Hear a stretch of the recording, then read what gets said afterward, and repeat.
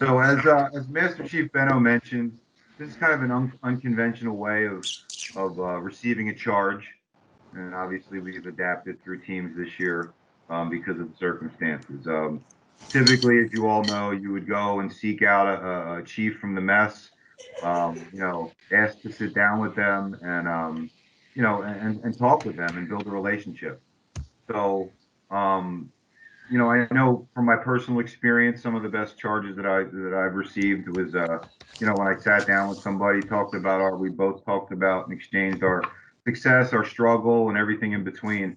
And we as the mess still encourage you to do that. I'm sure many of you have been doing that already. But beyond this, if you identify with a chief in these rooms, by all means, reach out to that individual and have a one-on-one, because that's where the real relationship building is going to take place. There's lots of the mess is overflowing with expertise, as you guys can imagine. So, we all have strengths and weaknesses. So, collectively, when we work together, any mistakes or any weaknesses should really cease to exist. So this is kind of the foundation for doing that, building relationships with the mess, one chief at a time, essentially. That's one way, one interpretation.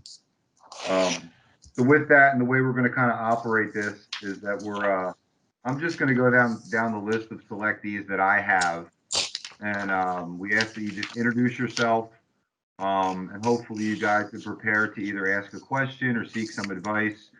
Tell us about your family. Just tell us your situation, and then I'm going to ask that one of the chiefs online, kind of step up, turn on your camera, and respond. Does that make sense? Does anybody have any questions before we start? All right, awesome. All right, so let's start with. I'm assuming Cranston's not on the line. Select Cranston. All right, how about select Spees? No. Hello. Oh, you're here? Okay. Yes. Hi. Okay. All right, I see you. So you wanted us to introduce ourselves a little bit? Yeah, just introduce yourself. Tell us a little bit about yourself, your journey, and Okay. what do you need from the mess? So my name is HMC Select Canada Spees. I've been in the Navy for about 12 years now. I did 5 years active duty in Jacksonville, Florida, and then the past 7, I've been in the reserves in San Diego and in Hawaii. I'm currently on definite recall orders at RCC Southwest, standing up the distributed mobilization team. So that is a task on its own. And it was for all first classes, and they're going to keep me there. And we have like 12 sailors right now who I am going to be the prospective LCPO for. So I'm very nervous. It's a big responsibility, being active duty in charge of 12 first classes and a couple second classes. I'm learning a lot this season right now on how I can do that. But my impact is with the region, so I have to communicate with all of the NOSC SELs as well for distributed mobilization. So I guess my question is, what do I need to do to be successful in carrying out the mission and not failing my sailors? Because I'm terrified that I'm going to do something wrong.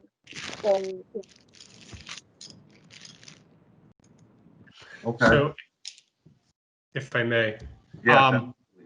NOSC Fort Worth, that whole region area is enormous. That's like an 1,800 sailor NOSC.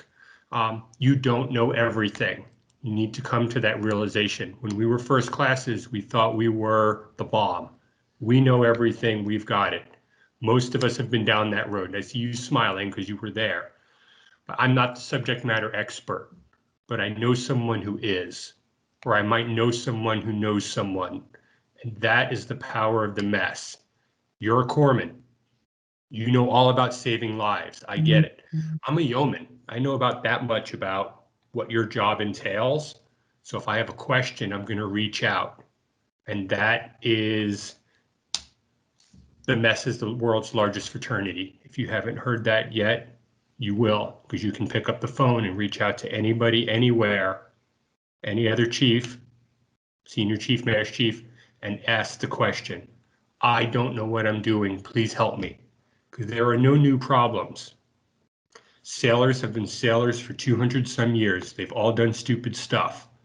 And just because you haven't run across that problem doesn't mean that somebody else hasn't. And so other people's experiences and how to fix the problems can become your experiences to go ahead and navigate. So if nothing else, networking, use the power of the mess. And Fort Worth is a huge mess. I went through season there, and it is, you have lots of people to help you, I promise. My 2 cents.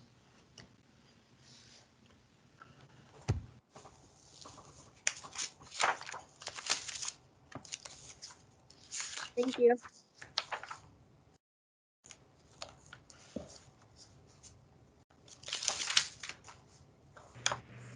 Right, it's HMC Retired Town. So speeds, remember, as corpsmen, we usually are used to working alone, on our own, especially in squadrons and in the field, right? If you're with the Marines, you got your fire team, your whole group.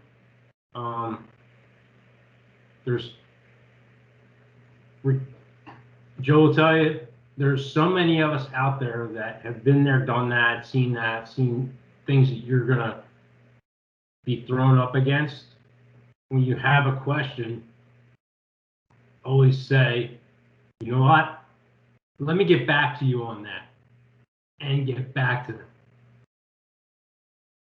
You will never, never know everything. None of us do. We'll turn to friends, we'll turn to colleagues, we'll turn to the mess and go, hey, I need some guidance.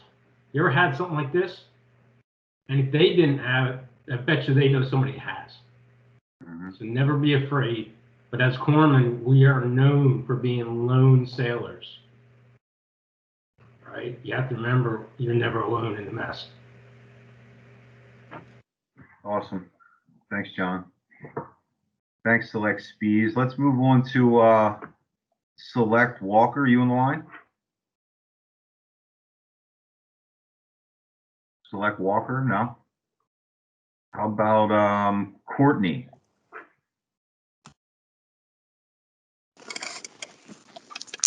Select Courtney's on. All right, go ahead. You're up. How you doing? Doing pretty well. I just got onto the call. What are we discussing? I'm sorry. Okay, well, I'm just asking, are you driving? Or are you pulled over? Or? Yeah, I'm actually pulling over in a second here. 1 second. Okay. So we're just asking that you introduce yourself, tell us a little bit about yourself, your family, your journey, where you're at, and then ask a question or potentially seek some advice from the mess, and we'll go from there. I see. I'm ITC Select Courtney. I'm from North New York City. My hometown is Brooklyn, New York. I'm a full-time student in the medical field. I've been in the Navy Reserve for 14 years. I haven't been on active duty. My current unit is the Military Sea Lift Command. They're based out of Singapore. And I'm unmarried. I don't have any kids. And I currently live in the Long Island area. And I work for New York City Transit. You work for who? I'm sorry? Who do you work for, you said? Oh, I work for New York City Transit, the Transportation Authority of New York.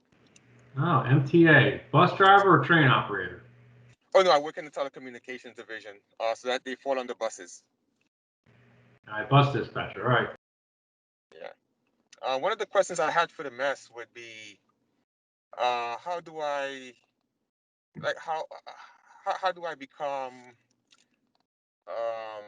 more effective? Let's say, for instance, if I'm in a situation and I have a sailor that does something, and I think we discussed it already, where we can reach out to the mess more, in dealing with certain, in dealing with a problem that you can't solve by yourself.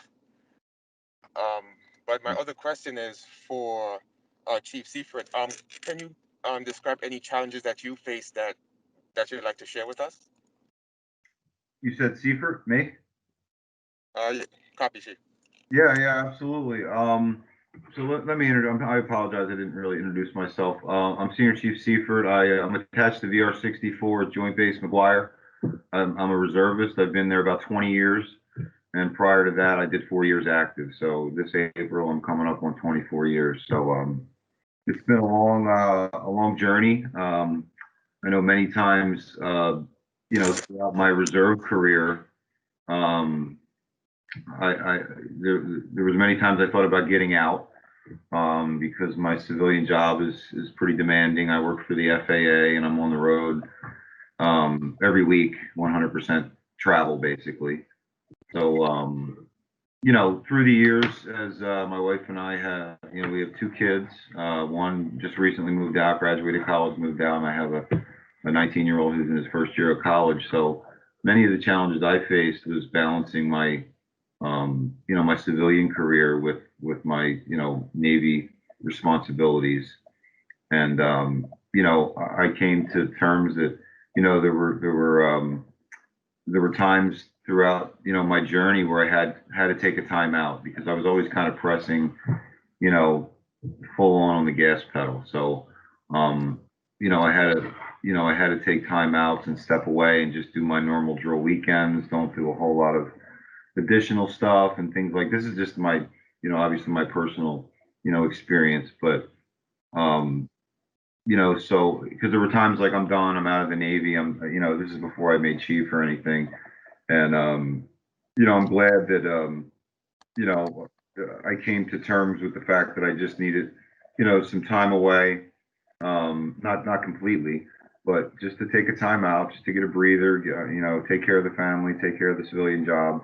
And I'm so glad that I kind of, stayed on board with the Navy, because now that my kids are a little bit older and can kind of take care of themselves, I've re-engaged with the Navy more often. So for anybody who has kids and maybe, going through similar circumstances, and this is whether you're active duty or whether you're reserve, just, keep in mind that sometimes you do kind of have to step back and, and how that relates to being a part of the mess is that, we surround each other, with love, and we surround each other with support. So when there is a situation, whether it's an emergency or just something, a challenge you're going through on your journey, that you take that to the mess and folks that you trust within the mess, and, you let them know what's going on. And, that support, comes in abundance, and, it allows you to get through that. So, just to kind of piggyback on what was mentioned, in the initial response, just share your journey, let people know what's going on. And that's the beauty of the mess. And we surround each other with that kind of support. We pick up for one another when there's a weakness, when there's a challenge. There's an entire, a worldwide mess that comes and has your back. So I hope that makes sense. I appreciate those kind words, Chief. As a matter of fact, being a full-time student and working full-time and going through the season the way it is, it's been quite a challenge that I've never experienced before. Mm-hmm. But I really do appreciate what the mess is doing, and they're guiding me and giving me really good pieces of advice regarding time management. Mm-hmm. So, so far I'm still pushing through and I'm surviving. So I really do appreciate the mess's help with this. Awesome. All right, let's move on to Select Kirkpatrick. All right. Well, I'm QMC Select Michael Kirkpatrick.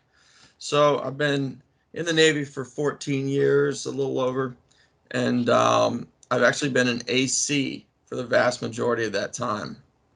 I cross-rated into QM maybe 2.5, 3 years ago, as those, you know, for those of you that are familiar with aviation rates in the reserves, they don't really promote much. So in order to get past second class, I cross-rated, and well, the rest is history up to this point. But I've been reserve the whole time. I did do a MOB to Afghanistan in 2011 for detainee ops, and that was interesting. I'm married. I have my wife's name is Brittany. Been married for 5 years. We've got a 4-year-old named Samuel and a 3-year-old named Jake. They're 18 months apart, and they run us ragged, breaking stuff, filling rooms with baby powder, and then filling the room with lotion on top of the baby powder. True story. Yeah, very recent true story, actually. And you know, they're everything. They're everything I've ever wanted in life. I've wanted to have a family since I was little, and the season's been hard, having to sort of step back from that a little bit, and it's been hard on my wife as well. But in the civilian sector, I'm a competitive swimming coach. So I coach competitive swimmers all the way from the ages of 8 years old up to, I've worked with athletes up to about 18 years old, and we've sent 3 in the previous Summer Olympics. We had one current athlete and 2 of our former athletes that were swimming in college at the time that competed. So it's I've been doing that for 16 years. So that's been a lot of fun. I guess my question is, so, and really it can go to really any chief that wants to take it, any genuine that wants to take it, is so since I cross-rated a few years ago, and as a reservist, I've never done the job. You know, QM, we're shipboard. Like, we're shipboard. You know, we navigate ships. We don't navigate anything on land. And I'm at a NOSC, and I've been told that chiefs mobilize a lot, right? A lot more than say your second classes or whatever. So let's say that that's always been in the back of my mind. If I stepped aboard a ship and was expected to be a subject matter expert, I'm going to be the most inexperienced man in the room, is basically what it's going to come down to. So any advice on that front that you might have? If I may, there's 2 parts to there's one question, but there's 2 parts to the answer. So as chiefs, right, I know very little about what QMs do. I talked to that with the doc earlier. I don't need to know what a QM does. I need to manage my sailors to accomplish the CO's mission, right? CO's going to come out with a vision. He's going to say, we need to do this, this, and this. And he gives it to the wardroom, who will give it down to the chiefs. And you're going to take his vision and his end state goal and turn it into an action plan. How do I get sailors to accomplish the mission? And you can manage sailors, okay? That's really what chiefing is. And I say chiefing is a verb because that's what we do. We chief. Somebody might be an expert in being a corpsman. Somebody might be an expert in being a boatswain's mate or a yeoman. We all have our little niche skill areas, but overall it's managing your people, managing your sailors, okay? So you don't necessarily need to know how to plot on the chart to get from point A to point B, but you need to manage that QM2 or QM3 that just came out of school and is more of a subject matter expert. And part of that is humbling yourself to admit that you are not the subject matter expert, because nobody knows that you cross-rated except you mentioned it. But everybody expects that you're a QMC with 14 years QM experience under your belt. Part B, you're at NOSC Atlanta. There are 2 units there where you can get valuable QM experience. You can go to the LCS unit, and they will put you on a ship out of Mayport. I was the SEL of that unit years ago. And you can also go to Mizron 10, and you can do the 34-foot patrol boats and work on your QM stuff there, because they float, not necessarily in Atlanta, but get yourself, Jacksonville's not that far, or Mayport area, and you can float every drill weekend. So that's part of the networking. But don't be afraid to admit that you're not the subject matter expert and rely on people to help you. Okay. My 2 cents. Thank you. Awesome. Appreciate that. Let's move on to Select Carrie. I see that you're there. I am here. I do apologize for not being able to have my camera on. I am at work and video is not allowed. No worries. I have been in the Navy for 8 years. I have done 100% reserve time, IS type, out in Fort Worth, Texas, living in Dallas. Been out here with PACOM 0308 the entire time. Likely will stay there considering we only have 1 chief and about 5 open chief billets, so they need it. I did 2 years ADT at CNIFR in the N3 department, working on updating all the JRICs around the country. Very valuable experience there. I then rolled over to my civilian job at the DoD, doing intel stuff on the civilian side of the house as well. No family, no wife, no kids. Parents exist. Well, one of them does. So just kind of friend family and now chief family. Very excited about that.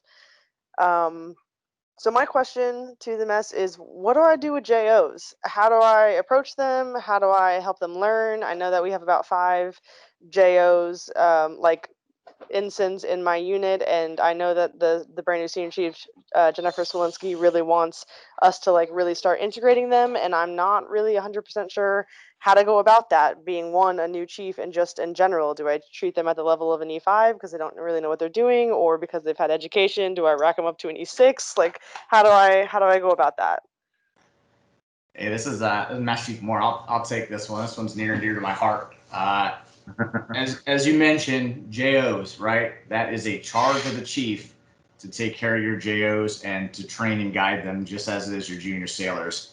And my personal opinion, this is an area that I think the mess sometimes fails the most at. We get caught up with our junior sailors and not those JOs. And especially on the reserve side, smaller units, you might have 1 JO. You might rarely see JOs. So it could be some time until you really have a good chunk of them to do anything with. But first and foremost, you treat them knowledge-wise just like you would that fresh out of boot camp sailor. If it's an 01, 02, they don't know anything. They're probably 23, 24 years old if they're coming straight out of college. They don't know the Navy, and from a knowledge standpoint, that's how you need to treat them. You do have to understand that there still is a level of respect that needs to be maintained. They still technically are an officer, again, you really just need to get in there and find out what they need to know help on. So you said you're an IW sailor. One of the things that I see the most, and it applies to any communities really, but IW officers in particular have PQSs. They have processes they have to go through in that first 2 years of their career to get qualified pretty much across the board. Rarely do I run into chiefs that fully understand what that officer training track or career progression is supposed to be in that first couple of years.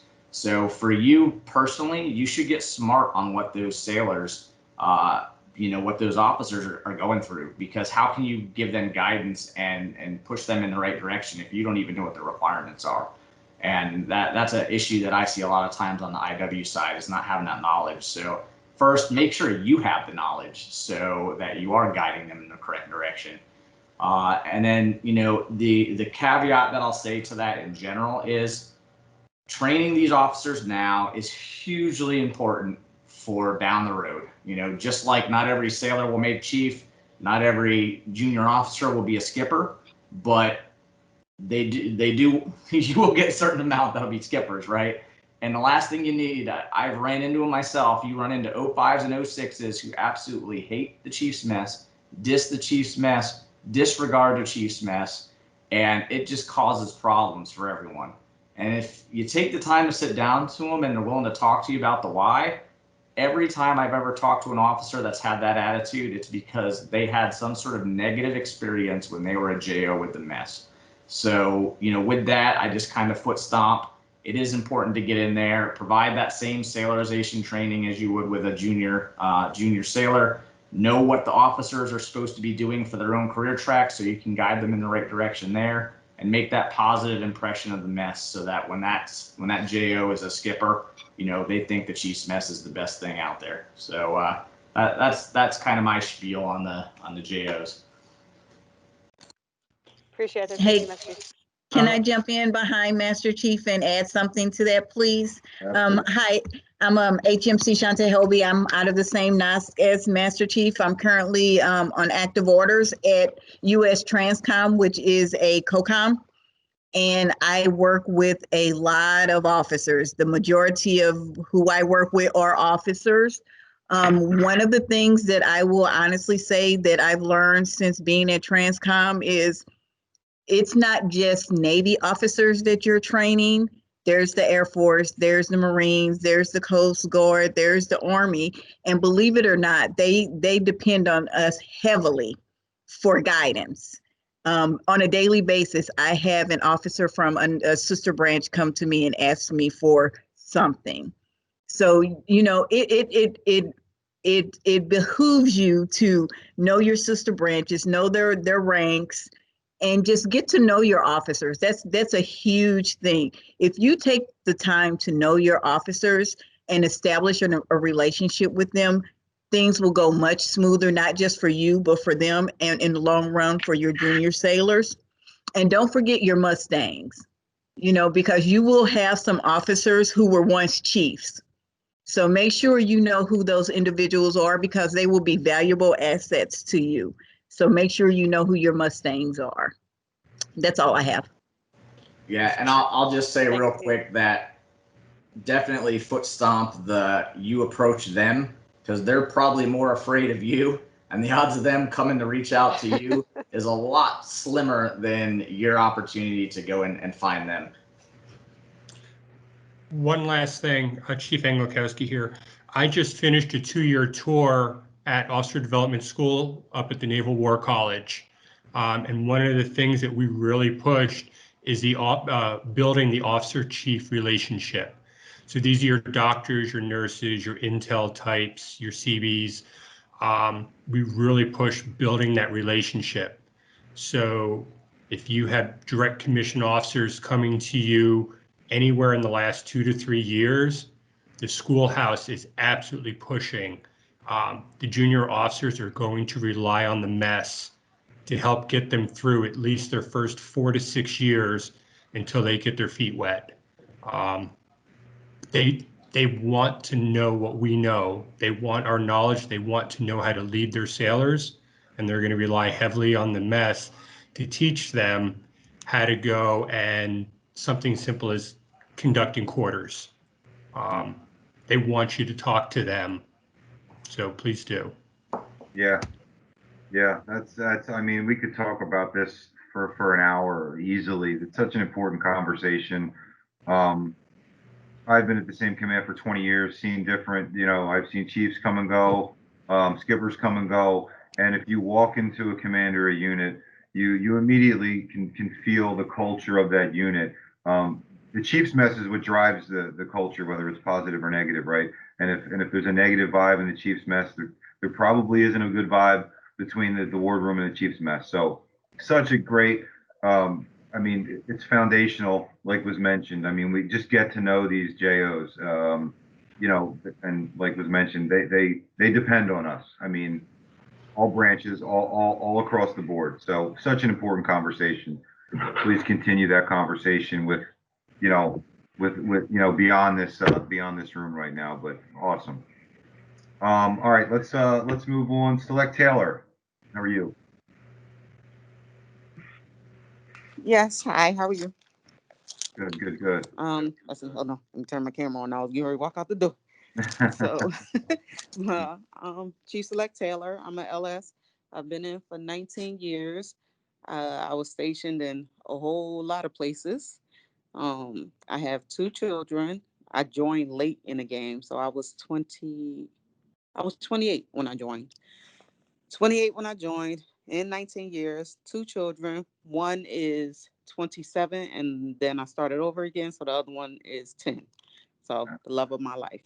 Mhm. But I'm stationed right now in Jacksonville. I'm at RCC Southeast, and I will be transferring since they said I promoted, so they booted me out.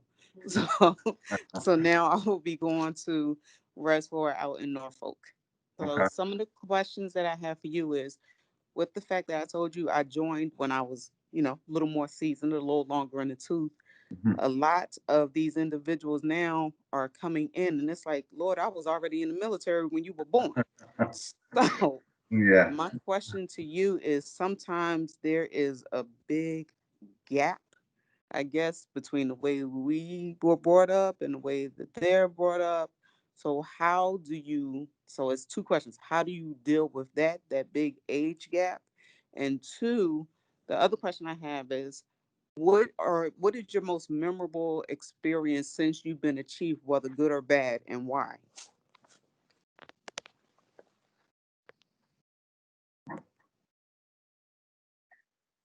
Who's up?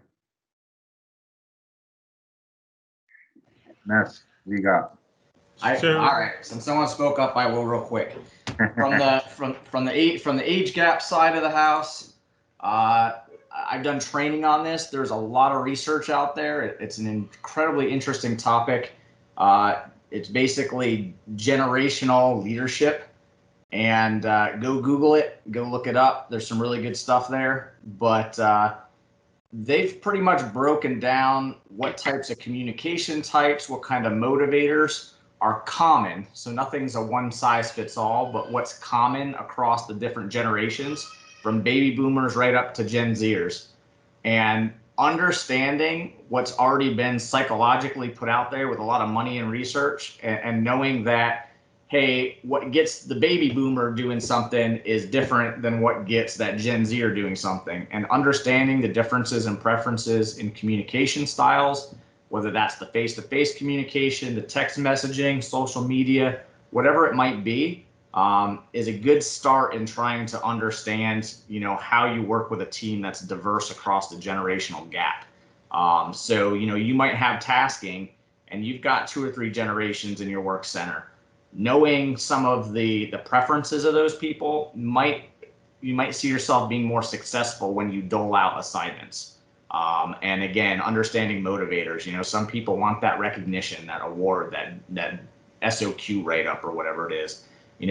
Other people have different motivations when it just comes to getting the job done. They want to come in, do the work, and go home. And then you have the guy who wants every collateral duty under the sun. So you gotta learn how to manage those. But I just leave you with that. Go out there and do, like I said, do a Google search, research some of that stuff, because there's a lot of good information out there on how you manage across the generational gap. Thank you. Yeah, just to piggyback on that a little bit. You mentioned you have a 27 and a 27-year-old and a 10-year-old, and I have kids as well, 22 and 19, and I joined when I was 25. So there's a little bit of an age gap, and that was 24 years ago. So I kind of, and I think it goes back to what we talked about with how do we deal with JOs.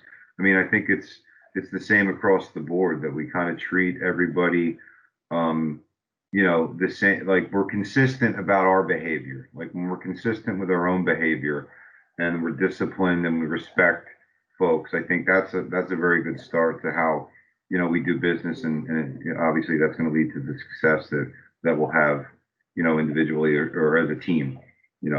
So I think that's kind of a big part of it. And just getting to know folks. I mean, just like we're doing here, right now. This is what we do with the young kids, and this is what we do, and the JOs are the young kids too, but this is what we do at all ranks, and up, no matter what the age. And that's just kind of my little piece of it. But I try to make my own actions and my own discipline kind of speak for itself. And sitting down with somebody goes a long way. And Anybody I'll, have- I'll, I'll also posit it goes in the opposite direction too. There are a lot of IW sailors that tend to do the big J and that are in this particular event.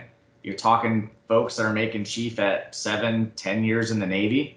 So, you know, how do you deal with being the guy that's got 8 years in the Navy that's the chief, and you've got a 50-year-old first class that you're dealing with, and you're 30? You know, that's, I'm speaking from experience here. Yeah, It's awkward. It is not an easy thing to do initially. And I don't want to drag the conversation on. I just throw that back as food for thought because it happens in the other direction too. There's definitely going to be instances, you know, where some of these folks that are, you know, younger making chief quick, you know, you're in charge of people that could be twice your age or close to it. And that's for some people that are older, that's a difficult pill to swallow. And you got to figure out how you're really going is to that one. We got, Oh, yes. Hey Taylor, though, we got the experience. I was in this. I made chief at 20 years. I was like days from retirement, and I was selected. So, you know, I was kind of in a similar boat. So, you know, I know a lot of the mess members here can speak to these same things. So if you wanted to give one of us a shout on you know, beyond this, feel free to do so. And you know, there's a lot more from where all this is coming from for sure. Appreciate it. Thank you. I need it. She still has part two. Yeah. Part two to your question, a highlight is when a sailor comes up to you later and thanks you for that direction, that guidance, or you get to see their name on the list. Yes. Yep. Okay. Advancement results just came out a couple weeks ago for my junior sailors. And when I called them, I said, there is nothing better being a chief than telling your sailors that they got advanced. That's actually one of the best parts of the job. Yep. I absolutely thrive on that twice a year, to see my kids come up. And I'm at the age now where my own son just made second class. So, Oh, wow. Awesome. oh yeah, I'm old. And it's not just the junior sailors. Oh, I'm old. I'm talking even our officers. The Oh, officers you absolutely. start out with and you watched. I mean, Yep. Young Joe knows. lieutenants that start putting Admiral on. Wackerman, she was a lieutenant when she got to Bureau 52. She's an admiral. And when you watch those names go up and you know you had something or some part of that. It means you're old, John. I know. Well, You're not old. You're just seasoned. You're Seasoned, baby. seasoned. Salty. All right, Salty, hey, yes. I think we got a couple. I think there's at least one. Select. I know first name Bo. Yes, senior. Hey, how do you say your last name for me, please? Shao. Chow. Okay. Yeah, pronounced like Shao. And How are you, man? again, good evening, everyone.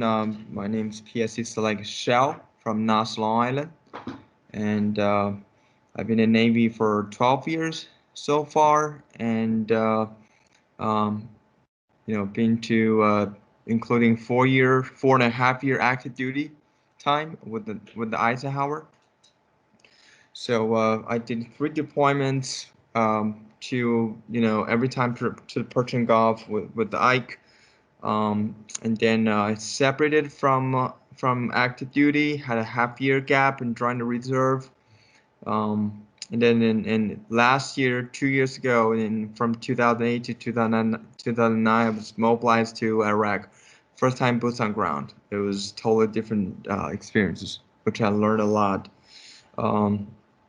And then outside the Navy, I work for a company called Con Edison, which is a power company for New York.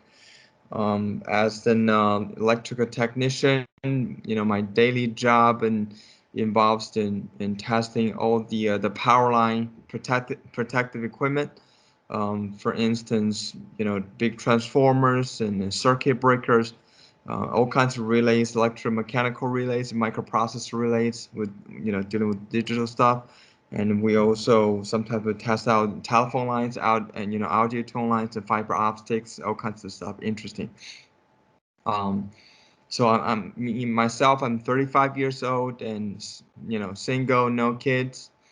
My question for the Januaryans for the Chiefs is if I am or we are survived out of the final night, we get pinned, and what can we do as a payback, as a treat back to the Chiefs mess?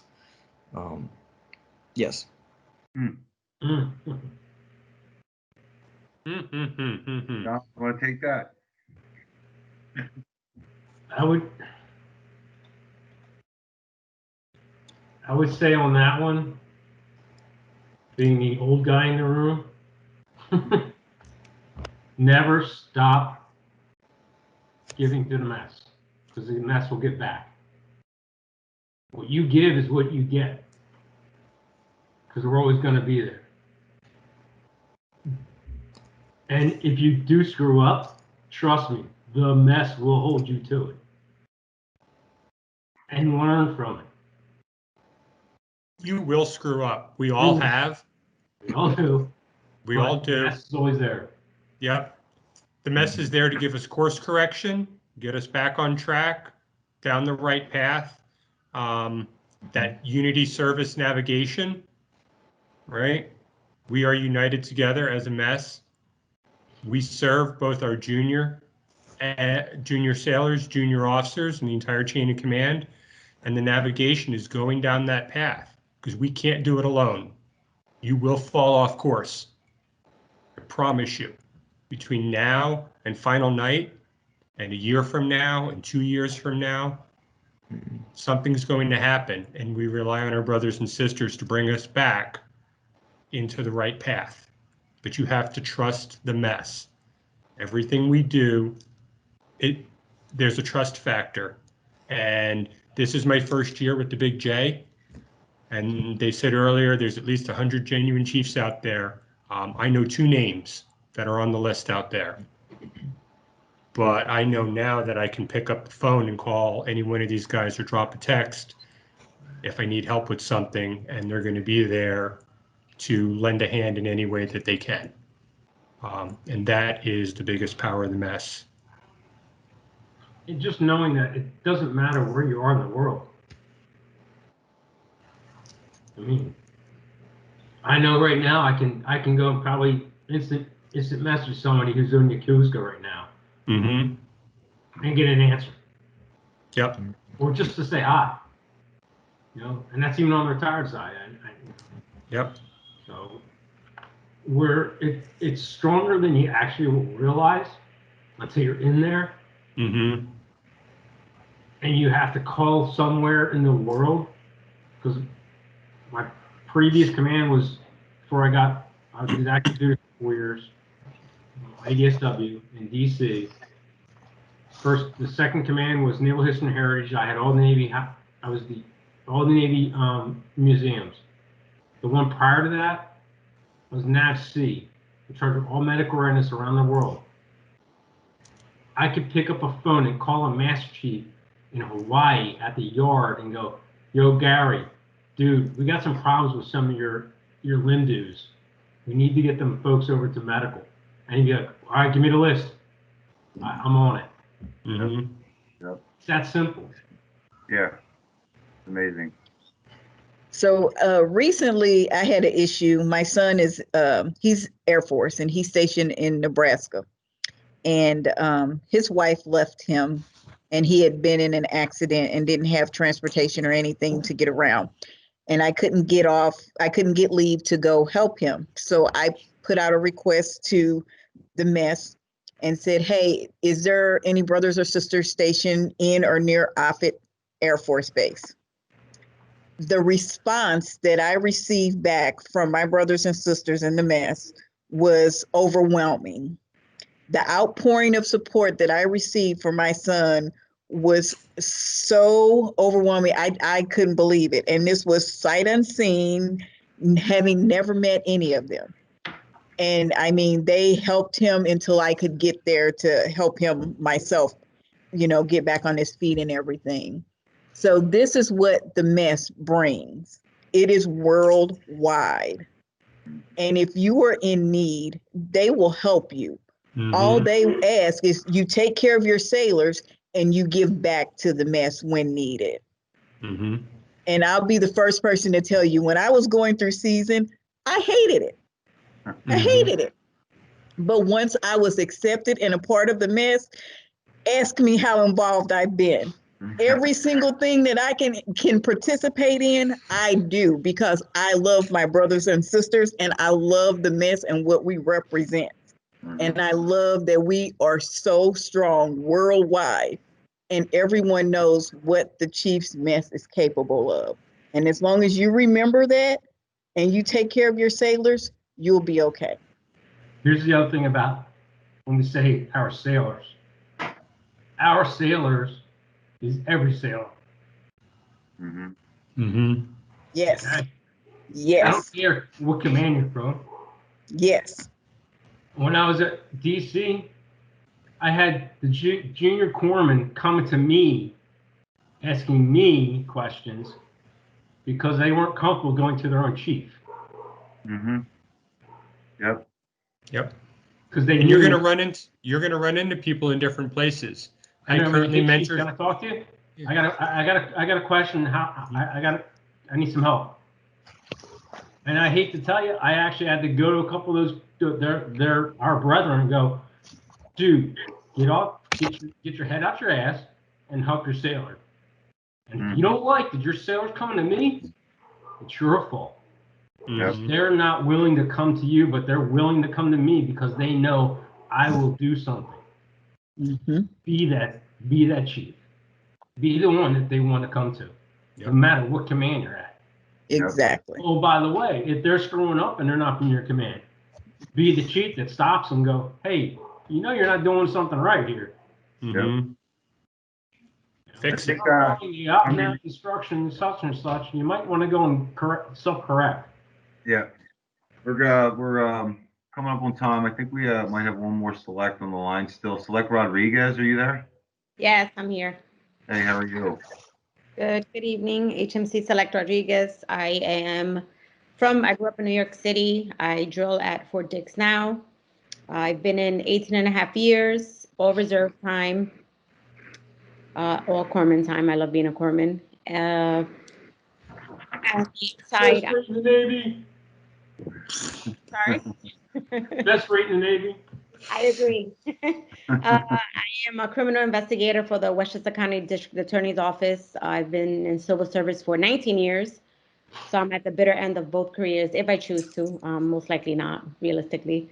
I have a 29-year-old daughter, a 12-year-old son, and a 11-year-old grandson. So my question is going to end off hopefully on a happier note. No. What was the most embarrassing thing to happen to any of you in front of your sailors when you became chief?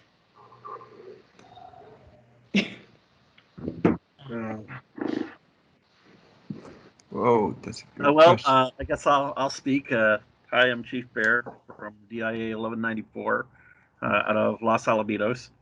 Hi. I wound up being an IT chief in an IS world where the entire unit was ISs and I'm the IT. I don't know what they do, and I'm the only chief. So, okay, you're the unit cell, you're the chief. Everyone's coming to you for answers. I remember the second drill weekend, we just got a new EXO on board as well. And I show up, and I was given sort of a pass down on what to expect. But this was, literally my second drill weekend with this unit. And I'm like, I'm still trying to figure things out myself.